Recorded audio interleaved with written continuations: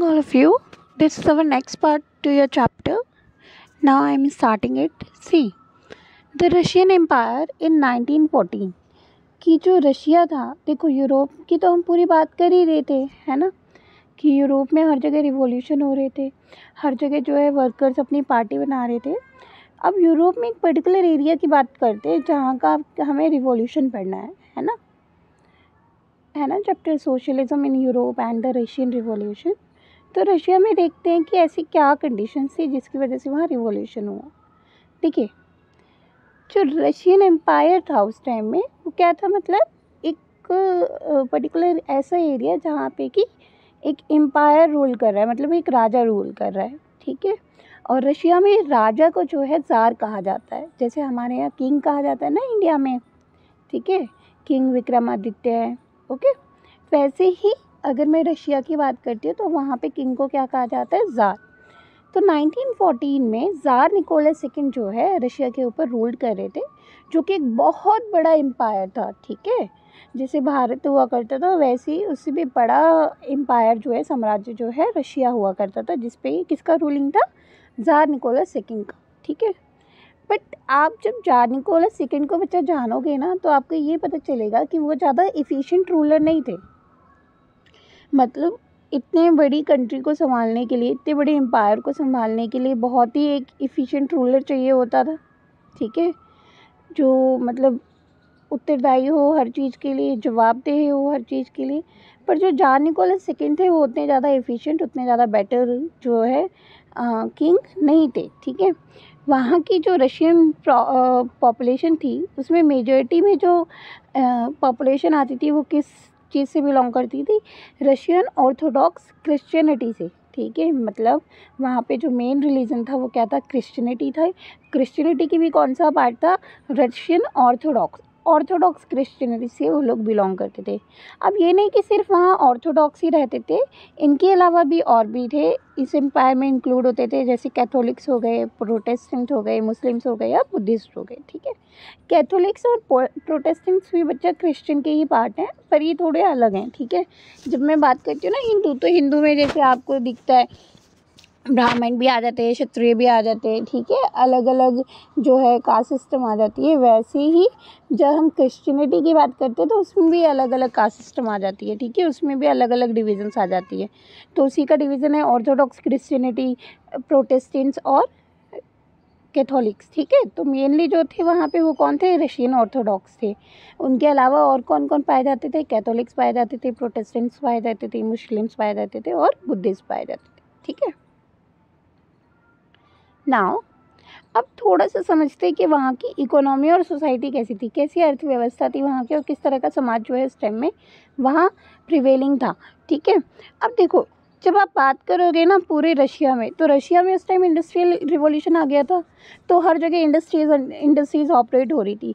पर जब आप बात करते हो रशिया की, तो रशिया में अभी भी जो है 85% जो पॉपुलेशन थी वो सिर्फ़ और सिर्फ एग्रीकल्चर से अपनी अर्निंग कर रही थी, अपनी लिविंग को अर्न कर रही थी. मतलब हम क्या कह सकते हैं, वहाँ पे डोमिनेट कौन कर रहा था, एग्रीकल्चर डोमिनेट कर रहा था. ठीक है, मेजॉरिटी जो थी रशियन पॉपुलेशन की वो कौन थी, एग्रीकल्चरिस्ट थी, मतलब जो कि खेती करा करती थी. ठीक है, अराउंड 85% जो है रशियन एम्पायर्स की पूरी पॉपुलेशन में से अराउंड 85% जो पॉपुलेशन थी वो एग्रीकल्चर से अपनी लिविंग को अर्न कर रही थी. ठीक है. इवन वो इतना ज़्यादा प्रोड्यूस किया करते थे कि वो अपनी तो सेल्फ अर्निंग करा ही करते थे, अपने लिए तो बनाते ही बनाते थे, साथ में दूसरी जगह एक्सपोर्ट भी करते थे. आसपास वाले एरिया में जो है, क्योंकि वहाँ पे तो इंडस्ट्रीज़ लग गई थी, तो वहाँ पे तो इतना एग्रीकल्चर हो नहीं रहा था, तो यहाँ से जो है सामान वहाँ जाया जाता था और मार्केट से फिर वो लोग लिया करते थे. ठीक है, तो मतलब क्या कह सकते हैं हम कि रशिया जो है दूसरों की अपनी नीड्स तो कंप्लीट फुलफ़िल कर ही रहा है, साथ में दूसरों की जो एग्रीकल्चर नीड है उन्हें भी प्रोड्यूस किया करता था. ठीक है, और रशिया जो है मेजर एक्सपोर्टर था उस टाइम में ग्रेन का, ग्रेन मतलब गेहूँ का. ठीक है, ऐसा नहीं है कि अब 85% था तो इंडस्ट्रीज़ कहीं भी नहीं थी. इंडस्ट्रीज़ भी कुछ कुछ पॉकेट में थी. 15% जो है वो इंडस्ट्रीज से आ रही थी, क्योंकि इकोनॉमी इसमें जनरली कौन कौन से पर्टिकुलर एरियाज़ थे जहाँ पे इंडस्ट्रीज़ लगाई गई थी. यहाँ पर आपको दिख रहा होगा बच्चा, सेंट पीटर्सबर्ग एंड मॉस्को. ठीक है। 2 एरिया थे ये रशिया के, सेंट पीटर्सबर्ग एंड मॉस्को, जहाँ पर इंडस्ट्रीज लगी हुई थी, ठीक है। क्राफ्टमैन भी वहाँ प्रेजेंट थे, मतलब जो शिल्पकारी करते थे वो भी प्रेजेंट थे। 1890 में देखा गया कि वहाँ पर क्या हुआ कि फॉरेन इन्वेस्टमेंट जो है बढ़ती हुई दिखी। क्यों बढ़ती हुई दिखी? क्योंकि पर्टिकुलरली एरिया बड़ा था, ठीक है, वहाँ पे रिसोर्सेज ज़्यादा थे, तो दूसरे जो बाहर के लोग थे वो उसकी तरफ अट्रैक्ट हुए और वहाँ पर फॉरेन इन्वेस्टमेंट आपको देखने को मिली।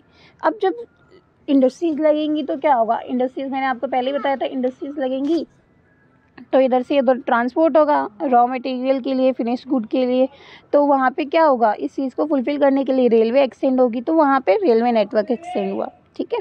रेलवे नेटवर्क जैसे जैसे बढ़ा तो क्या हुआ, जो कोल प्रोडक्शन थी वो एकदम से डबल हुई और आयरन और स्टील की जो प्रोडक्शन थी वो 4 टाइम्स इंक्रीज़ हुई, ठीक है। तो हमें ये देखने को मिलता है कि रशिया की जो सोसाइटी एग्रीकल्चर में डोमिनेट कर रही थी वो धीरे धीरे इंडस्ट्रियलिस्ट की तरफ बढ़ रही थी, ठीक है। कैसे कि वहाँ पर जो है इंडस्ट्रीज़ लगने लगी, रेलवे नेटवर्क एक्सटेंड हुआ, कोल प्रोडक्शन होने लगा और आयरन एंड स्टील आउटपुट निकलने लगा, ठीक है। अब देखिए, अब ये नहीं है कि वहाँ इंडस्ट्रीज़ लग रही थी तो लोगों की हालत जो है, लोगों वर्कर्स की जो कंडीशन थी वो बेटर हो रही थी, उनको बेटर लिविंग कंडीशंस मिल रही थी, ऐसा नहीं है, ठीक है। हो क्या रहा था कि वहाँ पे वही सेम उनका एक्सप्लॉयटेशन हो रहा था, ठीक है। मोस्टली जो इंडस्ट्रीज़ थी वो प्राइवेट प्रॉपर्टी थी, ठीक है। उन्हें बहुत ज़्यादा वर्किंग आवर्स के लिए काम करना पड़ता था, पेइंग कंडीशंस जो थी वो अच्छी नहीं थी, और साथ में ना तो सैनिटेशन कंडीशन ज़्यादा अच्छी थी, हाउसिंग कंडीशन ज़्यादा अच्छी नहीं थी, ठीक है। तो फैक्ट्री इंस्पेक्टर्स जो थे वो किसी तरह को रूल्स अगर होता था लोग तोड़ रहे हैं तो वो उन्हें तोड़ने नहीं दिया करते थे, ठीक है। यहाँ पे आपको यूनिट्स में दिखेगा कि जो क्राफ्ट मैन और स्मॉल वर्कशॉप्स हैं वो उन्हें 15 आवर्स के लिए वर्क करना पड़ता था, और फैक्ट्रीज़ में जो वर्कर्स थे उन्हें 10 to 12 आवर्स के लिए वर्क करना पड़ता था। पर बच्चा इस सब में समझना कि जो स्किल लेबर था, ठीक है, डिवीज़न ऑफ लेबर हुआ, क्योंकि अब देखो एक तो एग्रीकल्चर से आया हुआ लेबर था और एक वो लेबर था जो कि उस फील्ड में स्किल ले चुका था, ठीक है। मतलब जो माइग्रेट करके आया था, वहाँ पे पहले काम करता था फिर यहाँ भी काम करने के लिए आया था, तो 2 तरह के लेबर में जो है रशिया बटिया, ठीक है। वो लेबर क्या कहते हैं, एक तो वो लेबर जो कि विलेजेस से बिलोंग करता था और एक वो जो कि सिटीज़ में परमानेंटली सेटल हुआ था, ठीक है। तो वर्कर्स जो है स्किल के अकॉर्डिंगली डिवाइड हो गए। इनमें 31% जो है वुमेन्स भी थी। इस पूरी लेबर फोर्स में, फैक्ट्री में जो वर्क करने वाले थे उनमें 31% जो है वुमेन्स भी थी और उन्हें मेन से भी कम जो है पे किया जाता था, ठीक है। अब क्या हुआ कि ये जो डिवीज़न था ना लोगों में,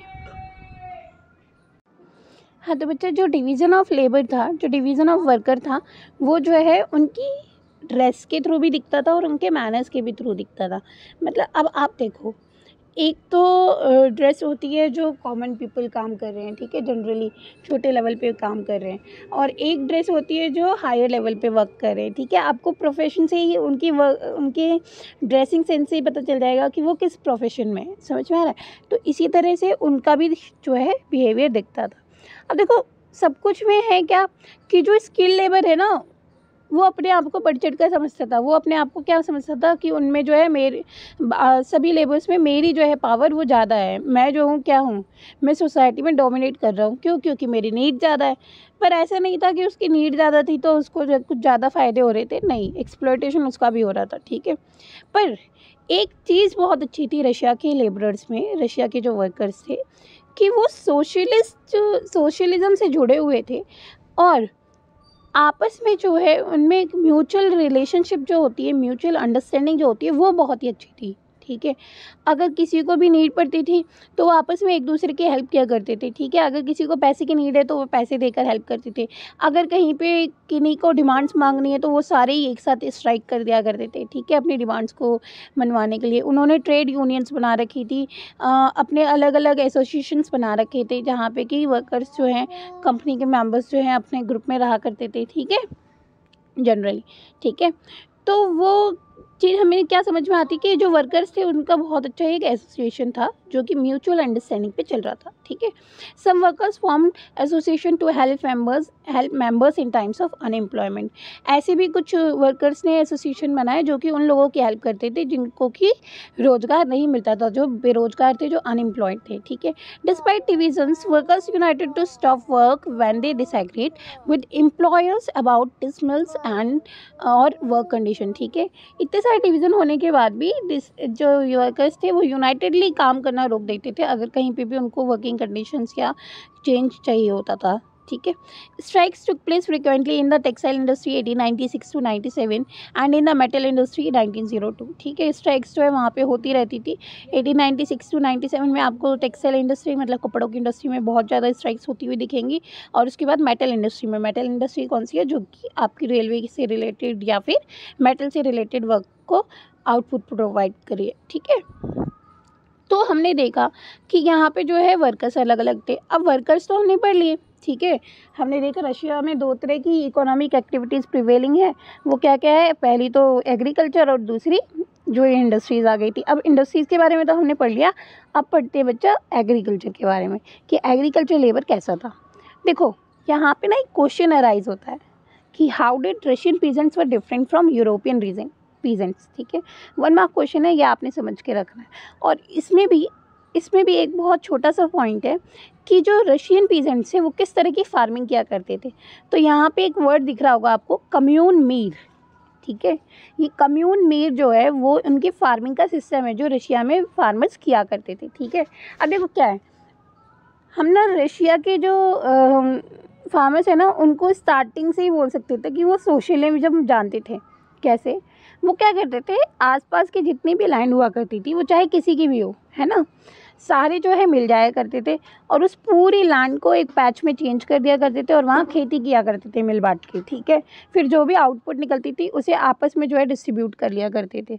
तो हम क्या कह सकते हैं कि सोशलिज्म जो है वो उनको स्टार्टिंग से ही पता था कि किस तरह से वर्क करता है और वो सोशलिज्म के अकॉर्डिंगली रहा करते थे, ठीक है। देखिए, produce together and divided the profit, ठीक है। साथ में ही प्रोड्यूस किया करते थे और फिर उसके बाद प्रॉफिट को डिवाइड कर लिया करते थे, जिसको हम कम्यून मीर कह रहे हैं। नॉबिलिटी, उन्हें राजाओं से कोई भी लेना देना नहीं था, ठीक है। जहाँ हम यूरोप में देख रहे थे कि वो राजाओं की रिस्पेक्ट करते थे, बट रशिया के जो पीजेंट्स थे उन्हें राजाओं से कोई लेना देना नहीं था। वो राजाओं की किसी भी तरह की रिस्पेक्ट जो है नहीं करते थे, डिसरिस्पेक्ट करते थे इवन, ठीक है। वर्कर्स की तरह ये भी डिवाइडेड थे, जैसे वर्कर्स डिवाइडेड थे कि एक मेटल वर्कर है, एक स्किल वर्कर है और एक अनस्किल वर्कर है, वैसे ही फार्मर्स भी स्किल फार्मर और अनस्किल फार्मर में मतलब जिनके पास ज़्यादा ज़मीन है और जिनके पास का ज़मीन कम है, इस तरह से डिवाइडेड थे।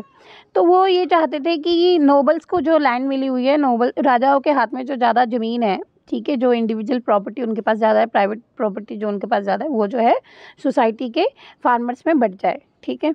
और इवन कई बार तो लैंडलॉर्ड्स को ये किराया भी नहीं दिया करते थे, रेंट भी पे नहीं किया करते थे। और अगर लैंडलॉर्ड्स ज़्यादा कुछ प्रॉब्लम क्रिएट करता था तो वो यहाँ तक कि उनका मर्डर कर दिया करते थे, ठीक है। तो हमें ये देखने को मिल रहा है कि जो रशियन फार्मर्स हैं वो काफ़ी अच्छे से अपनी सोसाइटी को बॉन्ड करना चाहते हैं और वो डोमिनेट नहीं होना चाहते हैं, ठीक है। कि ये नहीं कि पावर है किंग के पास तो उससे डोमिनेट हो जाए, नहीं, उसको अपने अकॉर्डिंगली चला रहे हैं, ठीक है। अब ये आई होप कि यहाँ तक आपको समझ में आया होगा। अब जो है पार्ट हम नेक्स्ट वीडियो में करेंगे।